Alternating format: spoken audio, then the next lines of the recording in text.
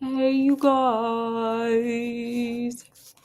Hey, you guys. Hey, you guys. So we are back. I know I said yesterday, but that wasn't what happened. That wasn't what happened. Scott made me not come on yesterday. I'm just blaming Scott. Okay. But we're back today with part two of Jack or Jay-Z, you be the judge. And we're talking about Jack, like not Jack Nicholson. Shout out to him though. Not Jack White. I love the White Stripes. Not him. Shout out to him. Like shout out to him. We're talking Jack and the Beanstalk or Jay-Z. I feel like their character arc is kind of similar. We're gonna get there though. Scott, do you have any words you want to say about Jack and the Beanstalk or where we've been and where we're going, which is up a beanstalk? Um, I don't think we got anything. Scott's a man of few words, and that's okay. Okay, well, we're going to continue our story of Jack, his mama, who did not raise him well because she spoiled him, and these beans that he bought for a whole cow for some beans that grew into a beanstalk. And this fairy talking about, girl, that giant over there unalived your daddy. Like it's deeper than what we even like were raised to know. Like, Scott, did you know there was a fairy in Jack and the Beanstalk? I didn't remember fair. Me either, but here we are. Okay, well, let's keep going, y'all. Okay. When supper was over, the giant told his wife to bring him his hen. A very beautiful hen was then brought and placed on a table before him. Was it a giant hen or a regular hen? It doesn't say. We're going to just say a giant hen. I'm going to go with giant. Jack's desire to see what would happen was very great, and soon he saw that every time the giant said lay, the hen laid an egg of solid gold. Oh, I need that. Scott, we need that hen. Yeah. We need the solid gold egg laying hen. Yeah. Like we need that. Or if it could just lay like cars, lay airline tickets to vacations, all that good stuff. I mean, golden eggs will get you all that stuff. So What's the going rate on gold though? I don't know, but let's keep laying them eggs. Period. Just lay an egg, period. Eggs have gotten rather expensive. Just lay a regular, degular ass egg. Just lay an egg, honey. That's all we need. Because we could sell them for like $500 per egg. At length, the giant fell asleep by the fireside and snored like the roaring of a cannon. Okay, you got some sleep apnea there, sir, huh? After a time, Jack, finding the giant still asleep and not likely to awaken soon, crept softly out of his hiding place, seizing the hen and running off with her. He easily found the way to the beanstalk and got down it better and quicker than he expected. He found his mother crying bitterly, for she was certain he had come to some sad ending through his rashness. Jack showed her the hen and told his mother how valuable it was. And now, mother, said Jack, I have brought home that which will quickly make us rich. And I hope to make up for the sorrow I caused you through my idleness. Maybe she did raise him better than what we thought. I don't know. And I hoped, oops. Okay, wait. And the hen laid as many golden eggs as they wished. They sold them, and in a little time, they did need something, but now they got it. They had as much riches as they needed. For several months, Jack and his mother lived very happily together. But he remembered the fairy's command, and longed to climb the beanstalk and pay the giant another visit. This is where I don't know. This is where I would quit. I would stop at the golden eggs. I would have stopped at regular eggs. Okay, I would have just stopped right there. Like, boom, we good. We doing it big. But no, not Jack. Not Jack the spoiled. Not Jack the one who never got told no. He's like, I'm climbing back up there. I like danger. This is, you know what? Jay-Z ain't the only one that Jack is like. Jack is like Scott too. Scott during Christmas likes to climb up on roofs and hang up lights all the way to the top of the roof. He likes to climb up stuff too. Ain't that right, Scott? I guess so. You didn't do that? I did.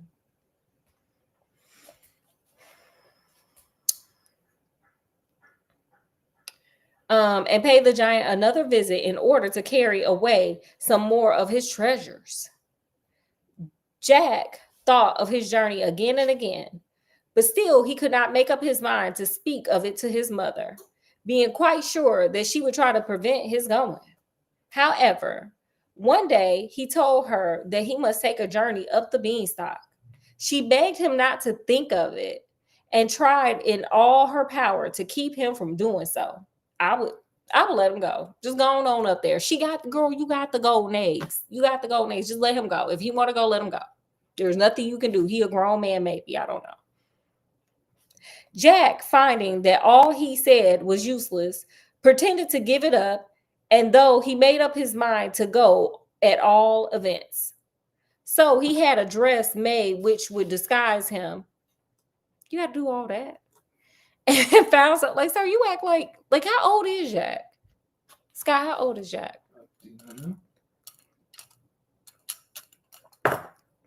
And found something to color his skin in such a way that he thought no one would know him again. A few mornings after this, why are you laughing? You saying he became a black man? Going up in blackface. Jack was like, you don't know me. Jack was like, you don't know me, sir. Who? What? No, I wasn't here last time. I ain't the one who stole that gold hen. Jack, you need some help, sir. Jack a thief. A few mornings after this, he rose early, colored the skin of his face, and climbed the Beanstalk a second time. He was very tired when he reached the top and very hungry. Sir, why you ain't pack a lunch? Like, sir, you already know what time it is. You done been up here before, and yet you keep going up there hungry. They tired of you, sir. They tired of you. Okay? Somebody called, what was her name? That did the Hungry Children. What actress was it? Was she on Three's Company?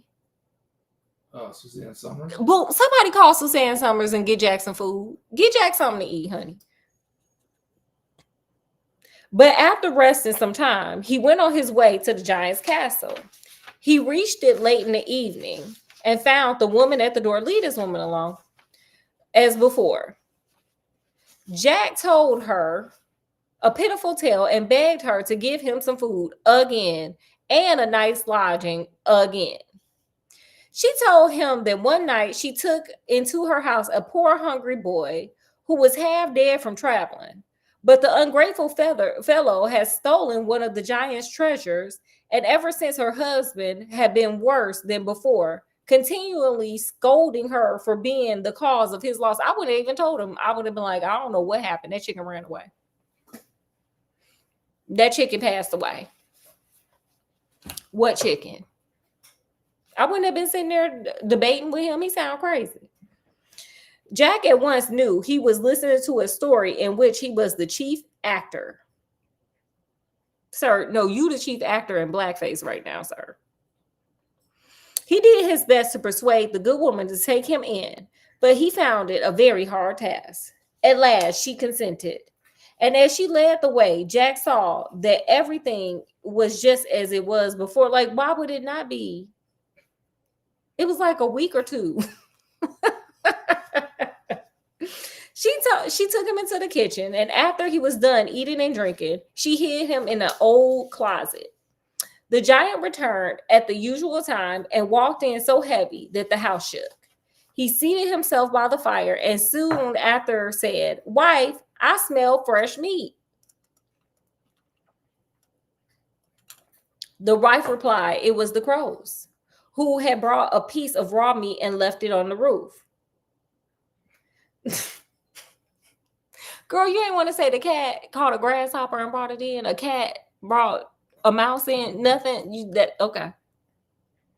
The giant, at last, having eaten till he was quite satisfied, said to his wife, I must have something to amuse me, either my bags of money or my harp. Hey. He told her to bring his bags of gold and silver.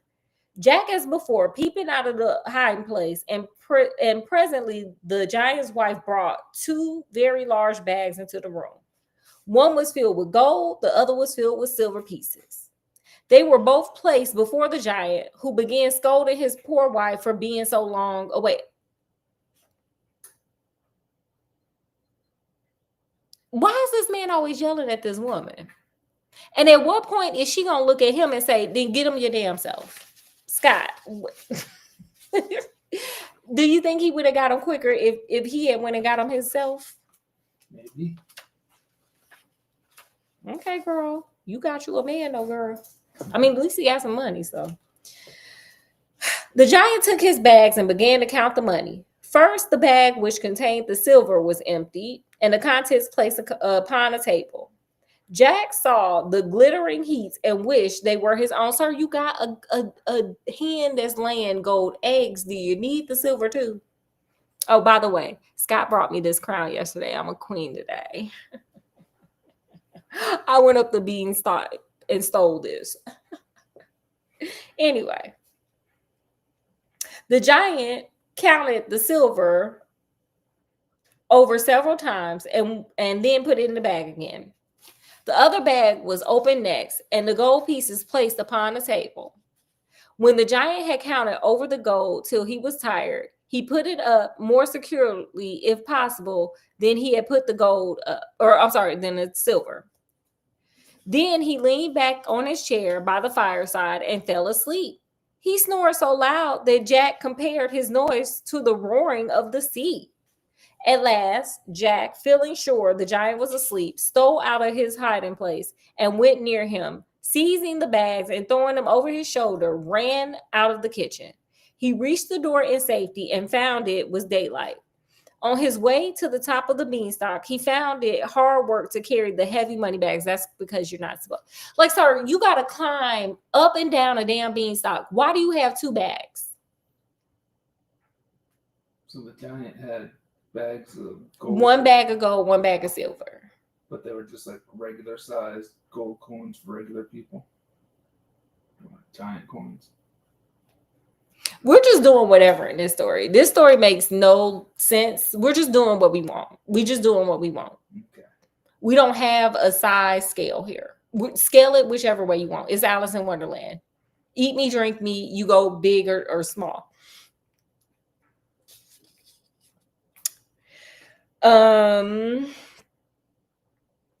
Jack was delighted when he found himself near the beanstalk. When he reached it, he soon went to the bottom and at once ran to seek his mother. To his great surprise, there was no one in the cottage. An old woman at last directed him to a house nearby where he found his mother ill. Sir, you just went upstairs. Like, dang, this is quick. But on being told of her son's safe return, his mother began to approve. Girl, you stressing out over this one. I wouldn't. And at last became quite well again. Jack at once gave her his two valuable bags, and with the money, the cottage was rebuilt and well furnished, and they lived happily for a long time after. For 3 years, Jack said no more of the beanstalk, but he could not forget it. Although he would not mention it, for he feared to make his mother unhappy, she too did not speak of the beanstalk, lest it would remind her son to make another journey. Girl, just let him go up there. You can't stop him. In spite of the comforts Jack enjoyed at home, he often thought about the beanstalk, and it prevented him from being happy. Okay. Jack, it sounds like it's time for you to date, go to prom, like get a job. Jack needs something to do with his time. He got too much time. Like, sir, you done got silver, gold, and a hen that lays gold eggs. What else would you possibly need from up there? You want that giant to bust you upside your head, don't you? That's what you want. That's all you want. You want some consequences. That's what you want. I guess so. That's what he want. The idea grew upon him so that he could not think of anything else. His mother saw that something was laying heavy upon his mind and tried to discover the cause. Girl, you know what he wants. But Jack knew what the consequence would be, so she seceded. Finding, however, that his desire grew too strong for him, he began to make secret plans for his journey. And on the longest day of the year, he rose as soon as it was light and climbed the beanstalk, reaching the top with some little trouble. He found the journey much as it was on the two former times. He arrived at the giant's castle in the evening and found the wife standing as usual at the door. Jack had disguised himself so completely that she did not appear to have the least recollection of him. How did you... What do you think he did to disguise himself? I should have brought my Sherlock. I think he put on those Sherlock out glasses. Yeah. Yeah. I need that. You know what? Hold on, y'all. I gotta go get my Sherlock too. You can't just not, like, Scott, that's crazy to not have that.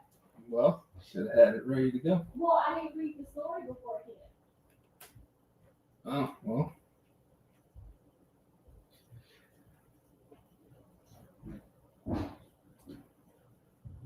Guess we can just wait till she gets back with the glasses. Hopefully she knows where they are. 'Cause I sure don't. Alright, she's coming back in disguise.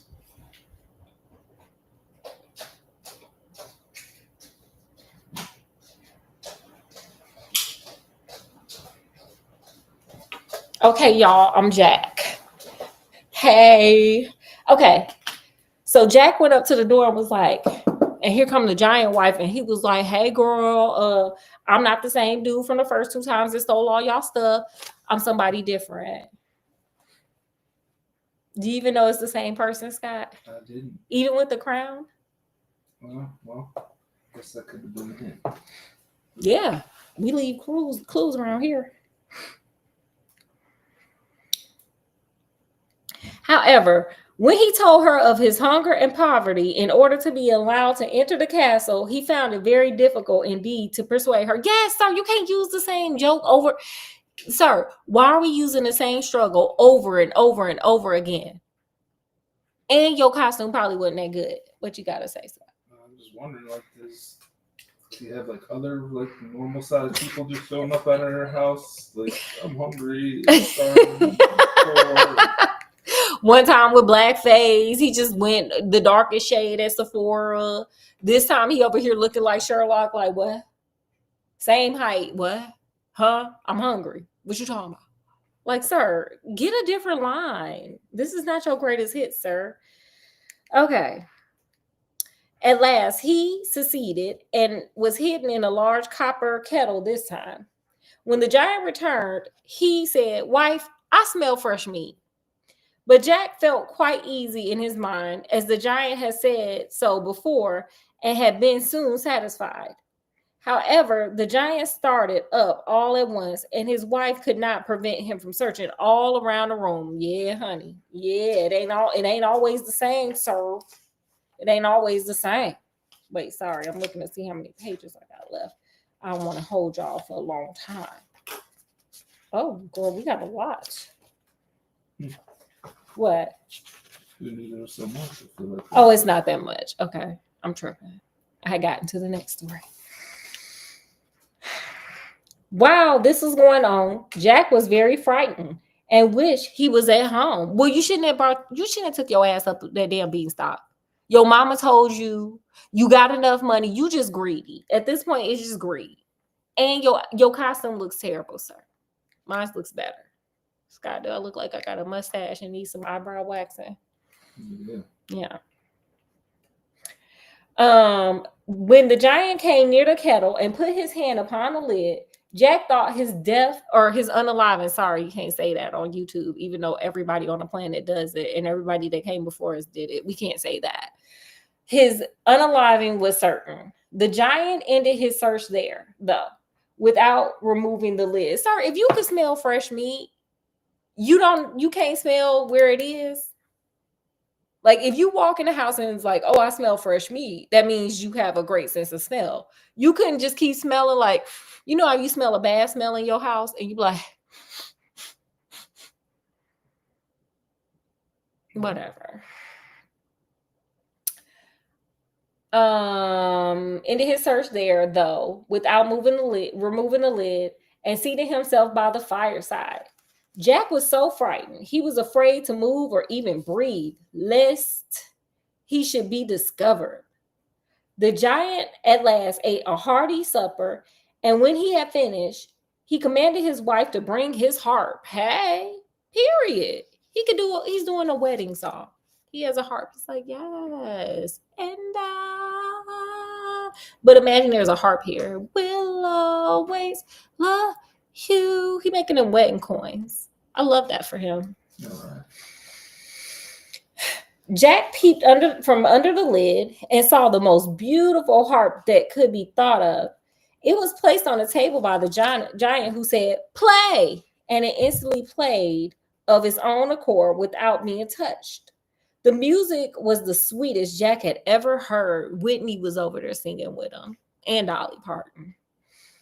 Jack was more anxious to get the harp than any of the former treasures. Fortunately for him, the music soon lulled the giant into sound sleep. Now was the time to carry off the harp. Jack got out of the kettle. Clearly, it's a little thing because look at how he climbed it out. Look how little he is. Sky, you see how little he is. Okay. Jack got out of the kettle and seized the harp, but the harp, being enchanted by a fairy, called out loudly, "Master! Master!" The giant awoke and tried to run after Jack, but he had eaten so much that he could hardly stand. Jack ran as fast as he could, and in a little time the giant recovered enough to walk slowly, or rather to stagger after him. Like, how much did you eat, sir? But Jack was the first at the top of the beanstalk. The giant called after him in a voice like thunder, "Jack," or he don't know his name. "You give me my heart back, and you probably the same one that stole my chicken and stole my gold and silver, punk." That's what he was saying. Yeah. If I was there, that's what I would say. The moment Jack got down the beanstalk, he ran for the hatchet. Now, just at that instant, the giant was beginning to descend. But Jack cut the beanstalk close off at the roots, which made the giant fall headlong into the garden. The fall was so great that it unalived him, therefore releasing the world from a dangerous enemy. Sound like Jack the dangerous enemy. He up here stealing. Jack, you over here acting like a little thug. Yeah, never heard the giant wasn't doing anything. Well, the giant unalived his daddy, remember? Because his dad was stealing from him too. At this instant, the fairy appeared and spoke first to Jack's mother, explaining everything related to the journey up the beanstalk. The fairy told Jack to be dutiful to his mother and follow his father's good example, which was the only way to be happy. Girl, you said this after all that stealing he did and after he unalived somebody? Okay. She then disappeared. Jack heartily begged his mother's pardon for all the sorrow he caused her, promising to be very dutiful and obedient to her in the future. The end. So, how does this compare to Jay-Z? What say you, Scott?